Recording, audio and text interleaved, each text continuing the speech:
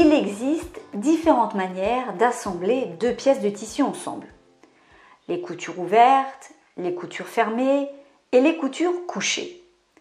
Nous allons voir dans les prochaines vidéos les coutures les plus fréquemment utilisées et pour cela, nous allons travailler sur des pièces d'étude. Qu'est-ce qu'une pièce d'étude? Une pièce d'étude, c'est un petit bout de tissu sur lequel on va travailler une seule technique bien précise. Cela permet de s'entraîner sur un petit morceau de tissu afin de ne pas gâcher de grandes quantités de tissu. Et qui dit économie de tissu dit aussi économie d'argent. Cela va également vous permettre de recommencer plusieurs fois tant que vous ne maîtrisez pas la technique, sans pour autant gâcher un vêtement entier. Et cela sera encore d'autant plus vrai si vous poursuivez par la suite votre apprentissage de la couture. Je pense notamment aux boutonnières, au col, etc.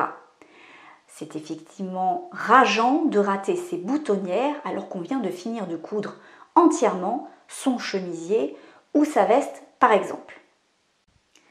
La pièce d'étude est donc une étape importante à ne pas négliger et une fois ces pièces d'étude réalisées, vous pourrez ensuite vous y référer en cas de besoin.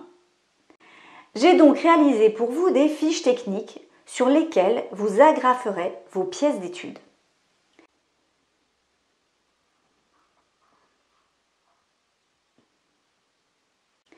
Ces fiches sont à télécharger sous les vidéos correspondantes à la technique apprise.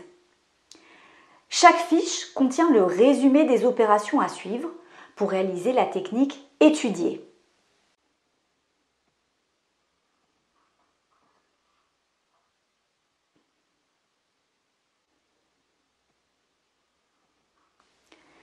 Par la suite, lorsque vous commencerez à coudre des patrons, vous pourrez consulter vos fiches techniques. Et vous aurez ainsi tout de suite toutes les informations nécessaires sous les yeux, mais aussi un échantillon réel de la technique. Et je vous assure qu'avoir cet échantillon devant vos yeux vous aidera énormément, car le fait de voir la couture en vrai est toujours plus explicite que d'avoir une simple explication écrite.